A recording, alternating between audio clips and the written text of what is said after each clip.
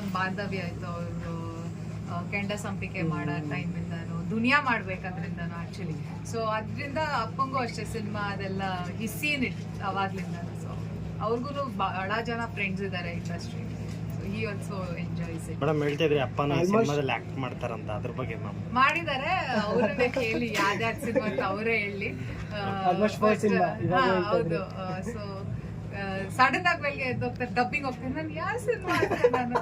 So is doing it, is enjoying it. ಅವರು is also enjoying the process.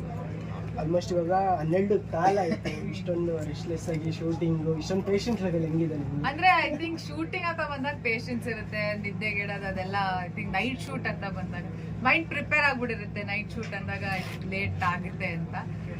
ಇಲ್ಲ ಅಂದ್ರೆ ಬೇಗ ಮಲ್ಕೊಂಡ್ಬಿಡ್ತೀನಿ. ಅದಕ್ಕೆ ಇವಾಗ ಅಭ್ಯಾಸ ತಪ್ಪೋಗಿದ್ದಲ್ಲ, ಇವಾಗ ನಿದ್ದೆ ಎಳೀತಾ ಇದೆ.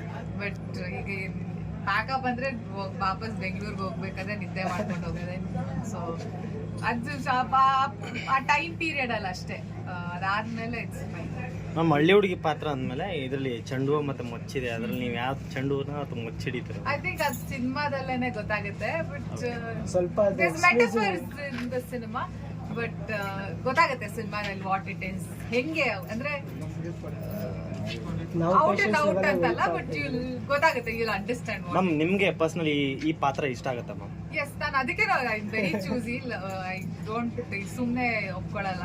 ನನ್ಗೆ ಇಷ್ಟ ಆದ್ರೆ ಮಾತ್ರ ನನ್ನ ಪಾತ್ರ ಒಪ್ಕೊಳ್ಳೋದು. ಸೊ ಐ ಥಿಂಕ್ ಅಂಬಿಕಾ ಪಾತ್ರನೂ ಅಷ್ಟೇ ನಂಗೆ ತುಂಬಾ ಇಷ್ಟ ಆಯ್ತು. ಕ್ಯಾರೆಕ್ಟರ್ ಗ್ರಾಫ್, ಇಮೋಷನಲ್ ಗ್ರಾಫ್ ಆಗಿರ್ಬೋದು, ಮಾತಾಡೋ ಡೈಲಾಗ್ಸ್ ಆಗಿರ್ಬೋದು, ಅದೆಲ್ಲ ವೆರಿ ನೈಸ್. ಸೊ ಮ್ಯಾಮ್ ಭಾಷೆ ಸೊಗಡು ನೋಡೋದಾದ್ರೆ ಅಂದ್ರೆ ಆಲ್ಮೋಸ್ಟ್ ಈ ಮಂಡ್ಯ ಕಡೆ ಮಾತಾಡೋ ಕನ್ನಡ ಯೂಸ್ ಮಾಡ್ತಾರೆ.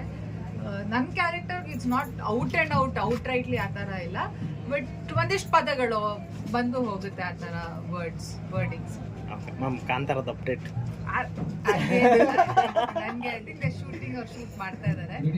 ಅಕ್ಟೋಬರ್ 2nd 3rd ಅಂತ ರಿಲೀಸ್ ಡೇಟ್ ಅನೌನ್ಸ್ ಆಗಿದೆ. ಆಲ್ ದ ಬೆಸ್ಟ್ ಅಷ್ಟೇ.